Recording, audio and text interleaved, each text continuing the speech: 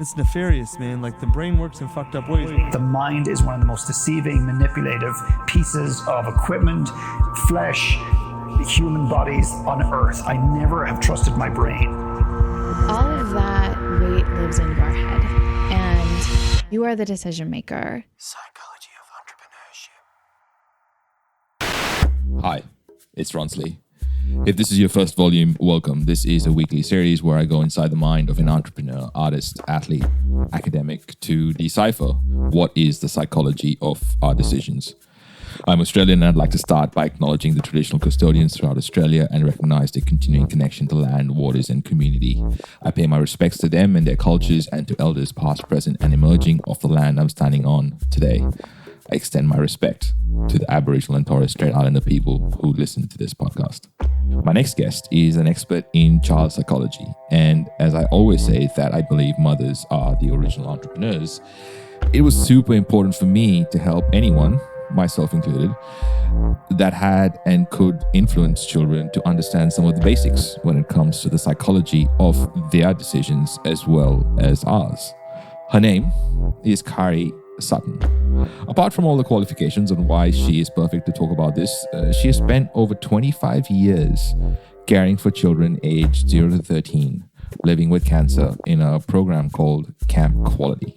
Also, she is a child resilience expert. I talk to families, I talk to parents and educators and early childhood educators as well, because we have the largest social experiment ever going on. This year, absolutely. But before this, outside home childcare is a large social experiment. We don't actually know fully what the outcomes are, because particularly in Australia or in most Western cultures, it's underpaid work, it's undervalued work, and it's not seen as a prestigious thing. Whereas in other places of the world, caring and raising and being a mum, staying at home is one of the most important jobs you can do, because you are raising the next generation. When parents are going, oh, crap, I wish they'd go back to school. I can't stand this. Oh, you little mongrel, would you stop doing that? And it may be said out of frustration. And as I say to people, look, I'm not picking on parents. We are all doing the best we can. But if that's what they hear more often than not, then what that child is going to grow up with and look in the mirror is, oh, you mongrel. And just we say to ourselves when we're older things that we would never, ever say to anybody else. We are so cruel, so nasty, and yet we would never say that to a person we love. And where that comes from is childhood. And how did people talk about us? How did people view us? How did we view ourselves?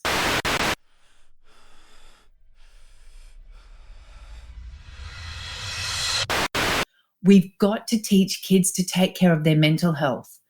And one of the ways, the most critical way we can do that, let's teach them that this itty bitty crappy committee, the thing that sits on their shoulder, they can argue with that. That's not the truth. That's not who they are. Hi, I'm Maya. And I'm Darius. And we have to talk about something. It's bullying. When people think of bullying, they think of kids getting shoved into lockers or having their heads flushed in a toilet. But the truth is, bullying can be a lot more complicated than that.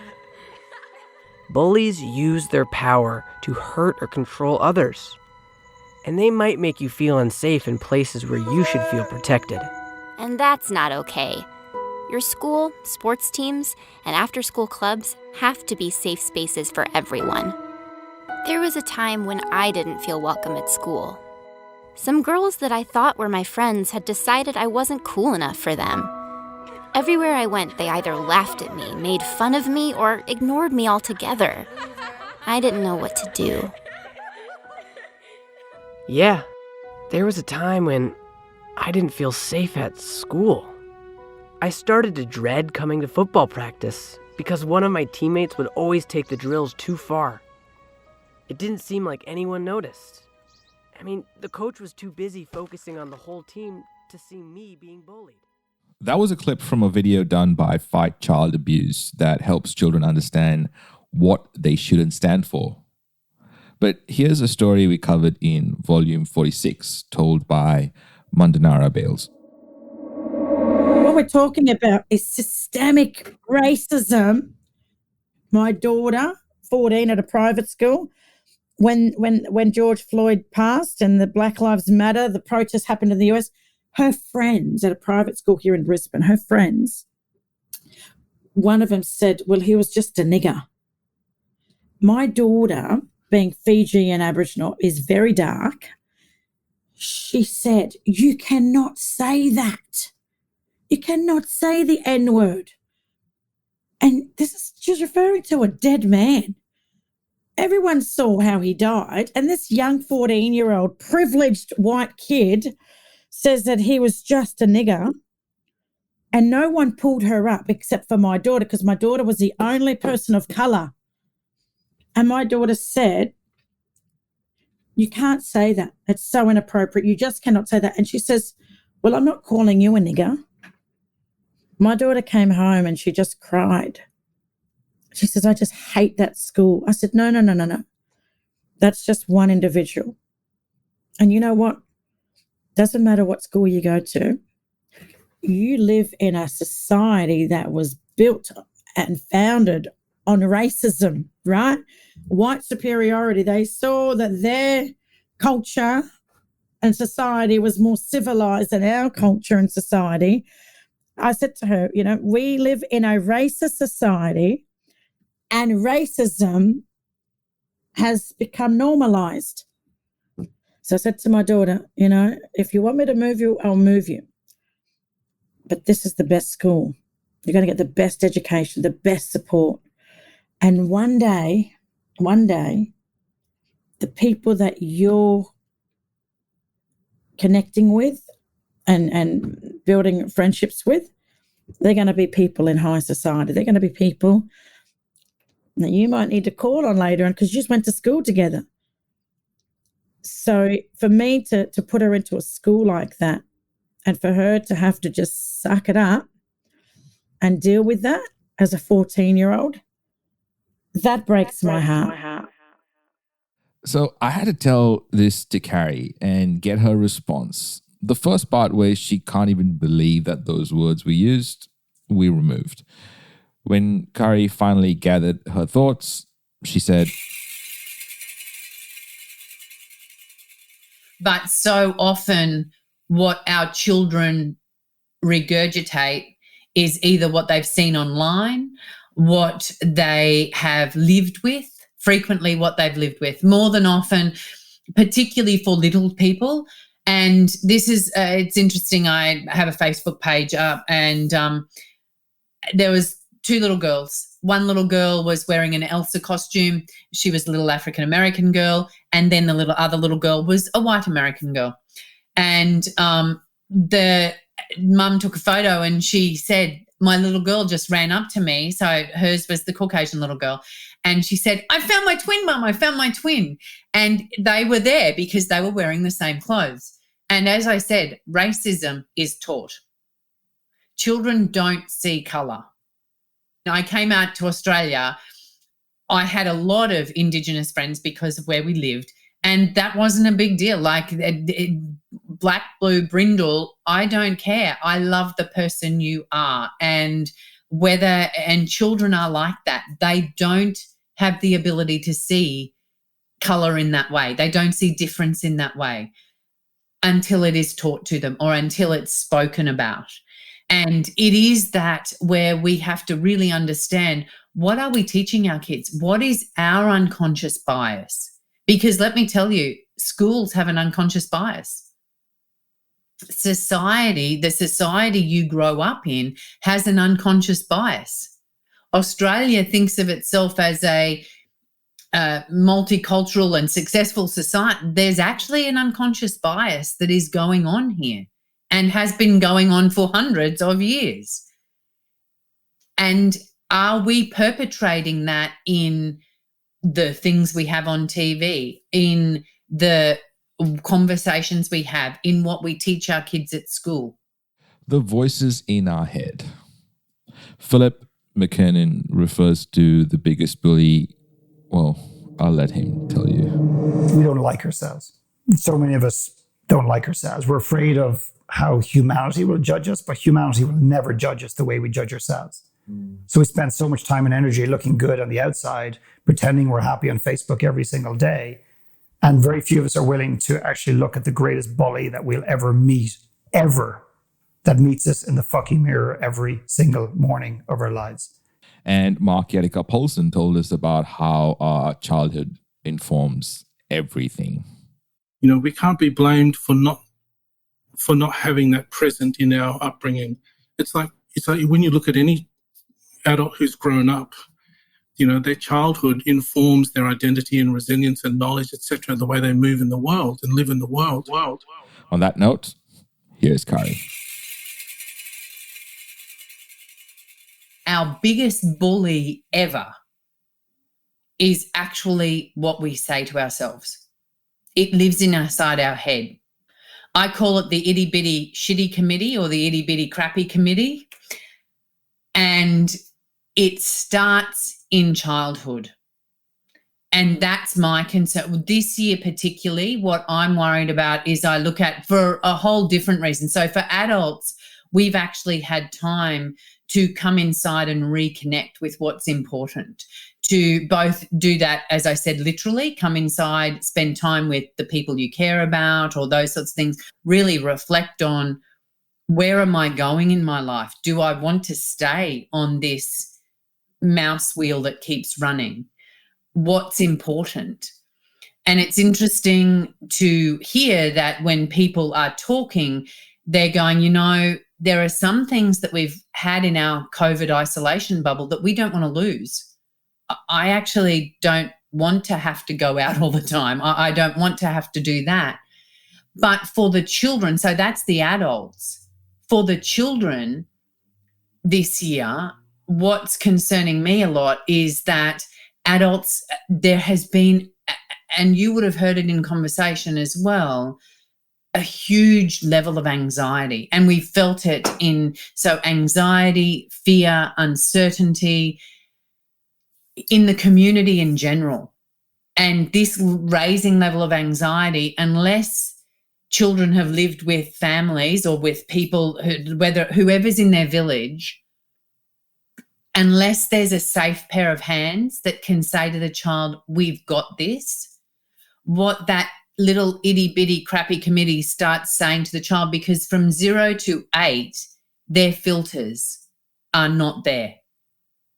They do not, they're sponges. If you said to a child, and this is why I talk when I train teachers and work with teachers and families, you say to them, you know, even a throwaway comment like, oh, don't do that or you'll get COVID, and you know if you get COVID, this is going to happen. A joking comment like that can leave a child, that can go in and it can really affect a child. So it's that level of anxiety, they need to have those safe pair of hands to say, you know what, we've got you, this is okay, and we're going to get through it together. In an interesting article by Beyond Blue outlining the importance of why children need to be both seen and heard, psychiatrist Marsha Sirota states that every person who's walked through my office door suffering from depression, anxiety, relationship or work problems, low self-esteem or addiction, has a history of some type of adversity in their childhood. Digging further into how to support a child properly through their early years, the article states that if a child is feeling anxious or stressed, they need to feel like they can tell a loved one. If they're going through a traumatic experience like bullying, they need to feel like they can tell somebody.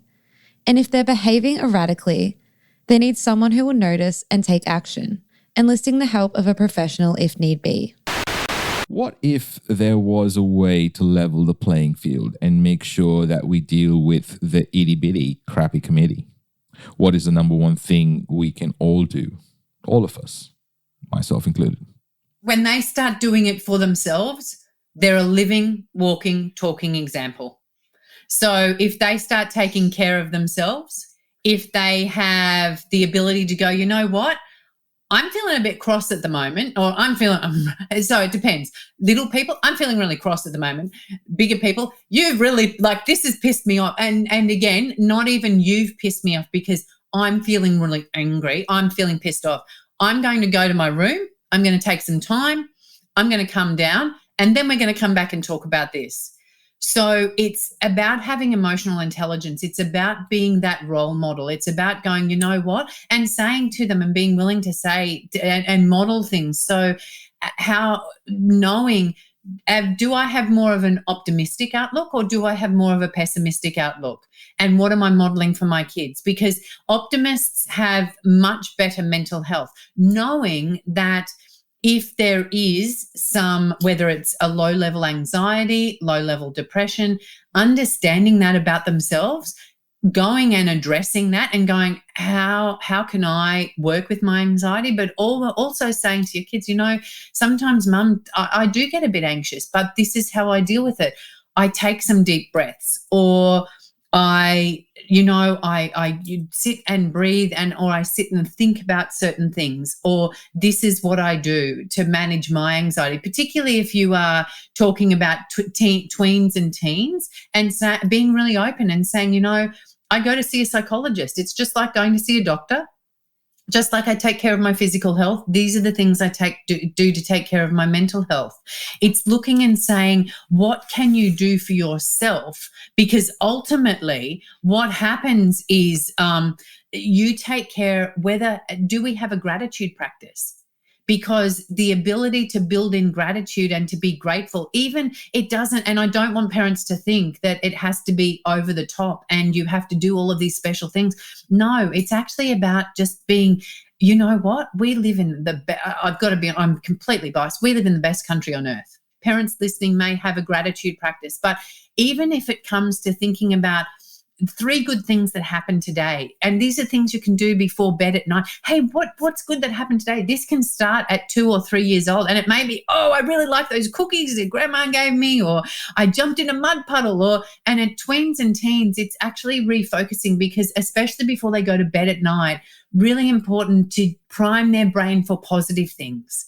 Because often we'll go through the day, and with this negativity bias, it's the amygdala that drives the negativity bias. Why we have a negativity bias, and I know I'm talking at 1,000 miles an hour now, but really the negativity bias is we Velcro the bad and Teflon the good.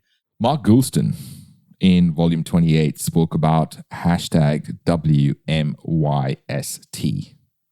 It is a movement, and if you've seen me recently, I wear a blue wristband with the hashtag WMYST, which is a movement created by Dr. Mark Goulston, who told us this story.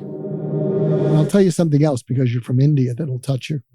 So, people email me, from around the world, and again, because of who I am, and I have organization challenges, so I'm just as likely to respond to an email from someone who's completely poor in India as I am to respond to a CEO from a Fortune 100 company. I got to figure this thing out, but I probably won't. And I remember there was this one young man who wrote to me from India. What was his name? Arun. And so, I guess I answered. He had a question. I said, Arun. And this is the power of just noticing people. I said, Arun, I have a question for you. What made you smile today? And he writes back, no one as famous as you has ever typed my name. So every day when I go to my computer, I touch the screen where you typed my name and typed your own name. That changed his life.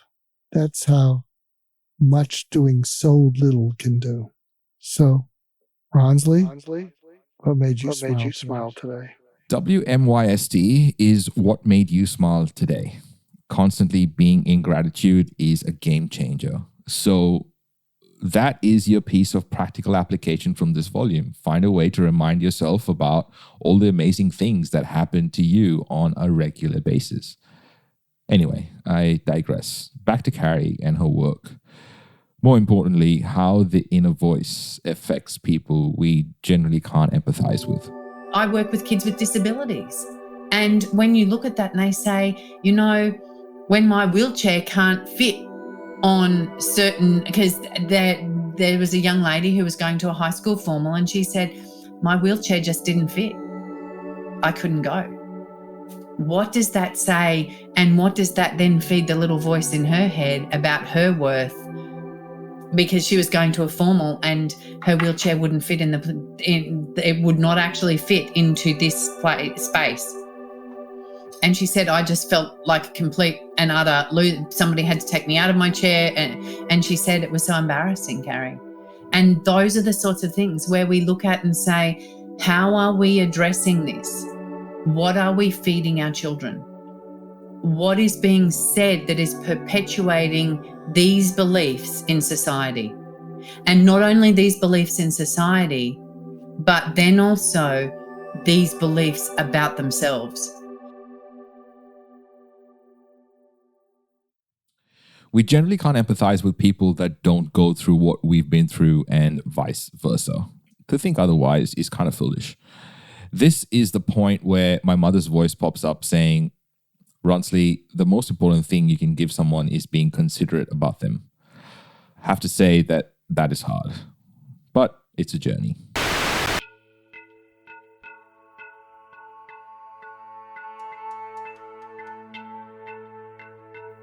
When we come back, bullying.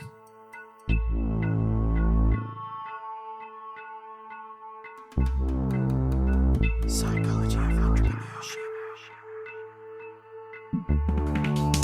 Our aim with this audio documentary has always been to build a strong community of entrepreneurs and creatives to provide a space where they can use their voice to share their authenticity with the world. As a valued listener, your voice matters too. We love to hear your feedback and ideas, so don't be shy to let us know how we're doing in the ratings and comments. If you have a message for our production team or know someone who would be a perfect fit as a guest, you can find out more information on how to share your input at psychologyofentrepreneurship.com. Before the break, we were talking about some practically applicable gratitude techniques, being considerate, and the work that has brought us to have this conversation with Kari. Now, the big topic, bullying and how to stop it. We are not actually going to stop bullying. And this is what I say to families all the way along. We need to give our kids the mental tools and skills they need to deal with bullies. So how do I reframe my thinking?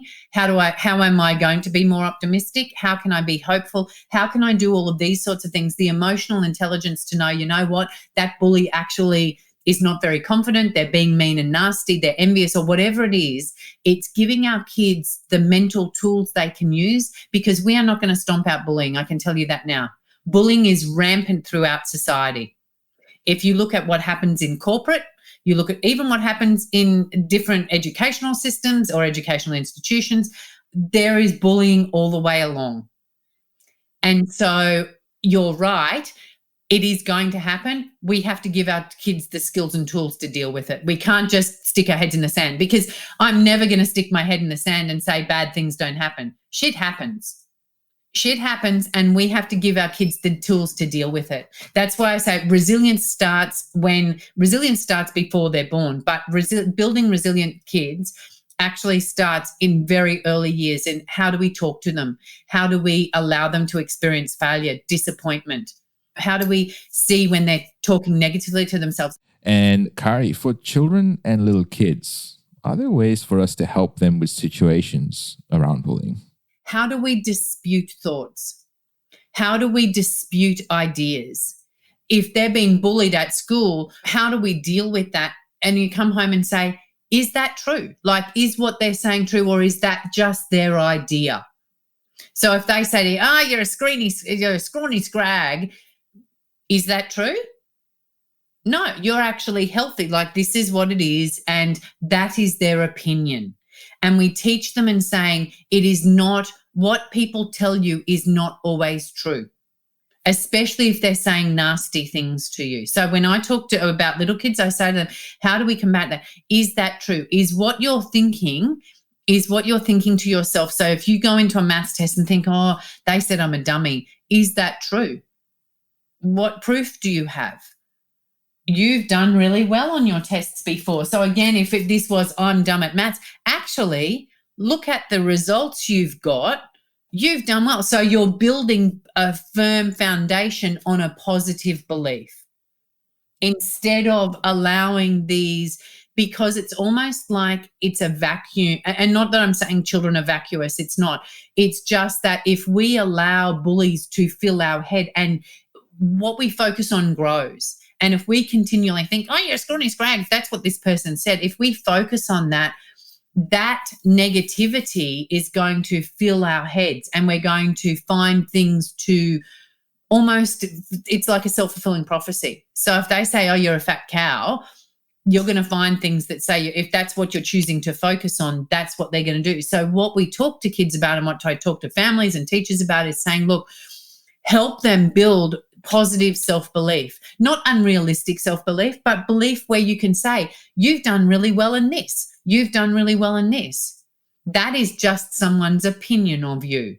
It is not actually fact.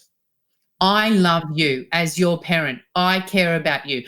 Ronsley, who's your godparent, he loves you.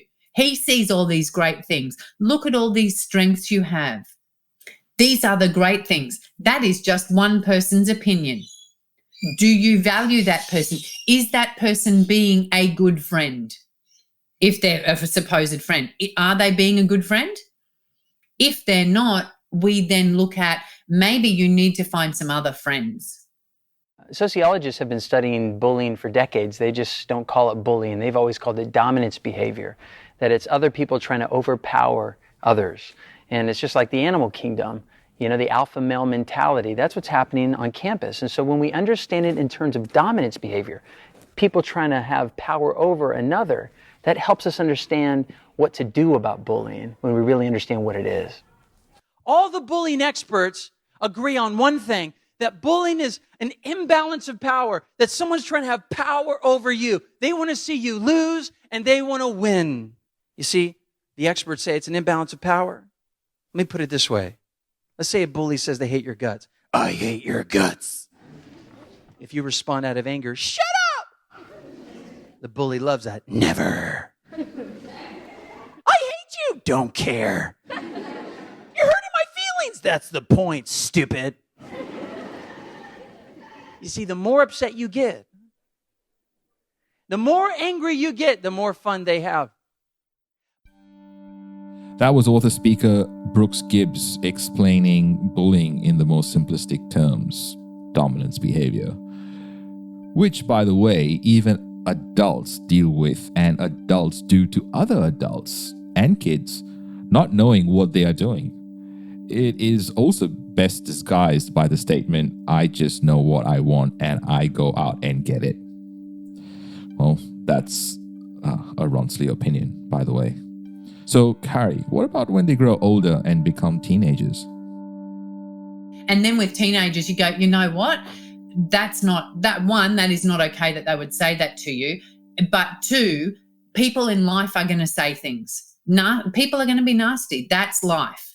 And we say that to little people all the time. So if I've been working with kids in the playground or dealing with bullying, I'll say, you know what? Not everybody's going to be nice all the time, but we don't have to listen to them. We don't have to put our hands over our ears either, but we don't have to choose to listen to them. We can go play with somebody else. So when they're teenagers or tweens and teens, what I say to them is, look, we actually have to critically, what else, why could they possibly be saying that? People who are bullies are often jealous. They're often envious or jealous. They're often not particularly confident themselves. So all of these things, they see what you've got, they want to be like you, or they want to rip you down. And allowing our thoughts to be consumed by what they're saying, or by believing what they say is true, is then us giving them space in our head. We don't want to give them space in our head. Bullies are like weeds in a garden. We need to pull them out, or what they say, we need to pull them out and throw them away. In Australia, 59% or 2.3 million students nationally say that they have experienced bullying, with 1 in 5 experiencing it weekly. 4 in 5 students recognise the seriousness of the issue of bullying, with 80% saying that it's a problem in their school and 20% saying that it's a very serious problem in their school. Hey, Kari, let's wrap this up, hey? Tools we can equip children, and big babies, quote the adults, to take care of ours, theirs, and everyone's mental health? We talked about being strengths-based, or looking at the strengths and what are people's strengths. Really look at that. Understand what your kids' strengths are, because often what happens when you get together and you see a report card come home, people will look at the F or the D and go, oh, yeah, you've got to try harder in that. So many entrepreneurs I know and so many people I know go, I actually perform better. And I'm not saying, again, stick your head in the sand. If there are strengths that are if there are weaknesses that are really going to cause problems, we need to work on that, because life is a team sport. We actually have to help our children develop the skills to get on with other people, because that's how they're going to be successful. Now, I'm not saying that people on the spectrum can't be successful. Absolutely, they can be successful. And people who don't have good personal skills can also be successful, but life is a lot more challenging for them. So understanding how we can model, what do good friends look like? So I often say to family, it's about the 5. Are they trustworthy? So are they trustworthy when you look at that? And you can go through and say, are they kind? Then you look and go, these are the 5 things friends do, and then understand and go, are they being a good friend? Am I being a good friend?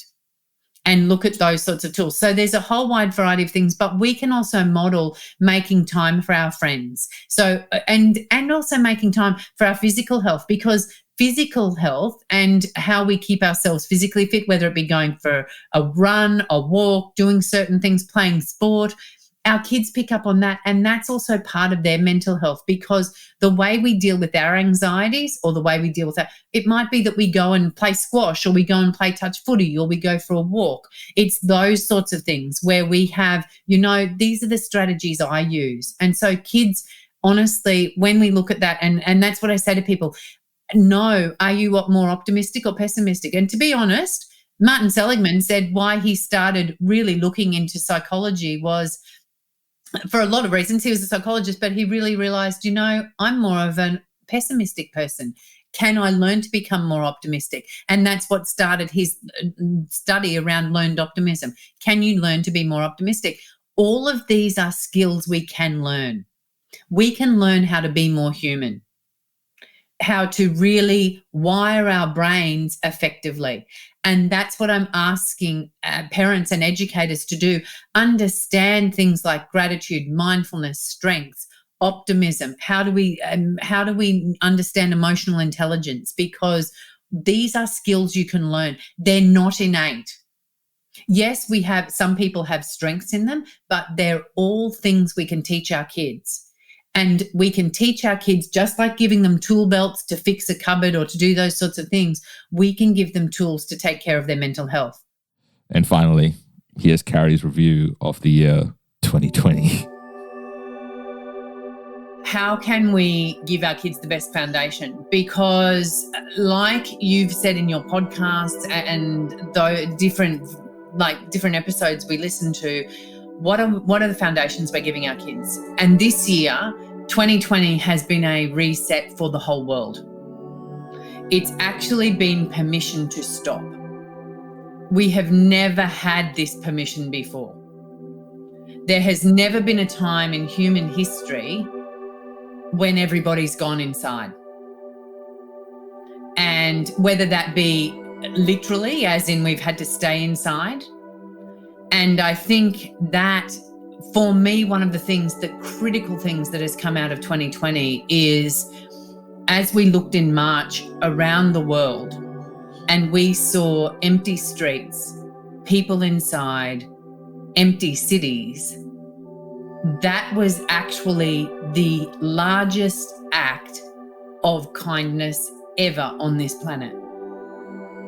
Because that was the biggest act of humanity, saying we care for other people, we care for the elderly, for the vulnerable, and what we are willing to do is curtail our activities and to put our lives on hold, go inside to protect others. So that's one of the first things that I've seen. And the second thing I've seen is that instead of being hamsters running on the wheel all the time, it's allowed us to stop and really think about our lives. 2020 is going to go down in history, I think, as a time where we got to reflect and work out what was truly meaningful.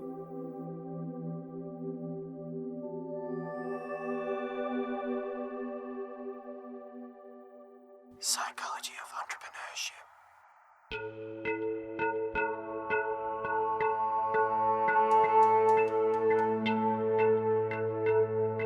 Coming up on the psychology of entrepreneurship. So I was very much influenced by my grandmother. My grandmother was a big part who shaped me, who kind of, showed me what is going through a real challenge is. I decided to become a sports agent. I didn't know anything about it. I had no clue. I decided to work with track and field athletes in the US, with NBA athletes in the US. I also worked with UFC, Ultimate Fighting Championship. And I had an opportunity to go to the US with my mom. That was the first time I actually got introduced to swimming. Now, I'm swimming for not catching ducks. I'm swimming for competitions. Psychology of entrepreneurship. I interviewed Kari Sutton because she is a researcher, educator, author, and speaker who has helped over 25,000 parents, educators, and other people who care for kids. She helps by developing the skills and confidence to promote mental fitness habits in both children's homes, schools, early childhood facilities, and workplaces. She has been a teacher, deputy principal, guidance counselor, and consultant for families for over 30 years. She also has 2 books, Raising Generation XXL and Raising a Mentally Fit Generation. She is a resilience expert for children, a carer for humans, and an entrepreneur.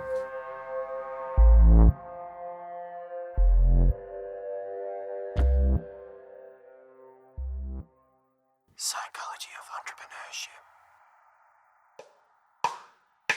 This is a Must Amplify production. Special thanks to every guest expert that has appeared on the show. Editing, voiceovers, and sound design by Kaylee Bunnyman and Tiago Vega. Guest research and content by Claire Gould and Corinne Castles. Project managed by Kaylee Bunnyman. Produced and hosted by me, Ronsley Vaz. For more episodes and where to listen, go to mustamplify.com/POE. Hey, it's Kaylee from Must Amplify. I'm the sound engineer for this volume of Psychology of Entrepreneurship. I'm part of the team that made this production come alive. I work as a part of a global team with our studios based in West End, Brisbane, Australia. If you would like a podcasting checklist, email me at kaylee@amplifyagency.media. That's KAILI@amplifyagency.media. We specialize in finding your voice and making sure it's heard by the right people. If you are considering whether a podcast is a good idea for your business, check out our other show on Should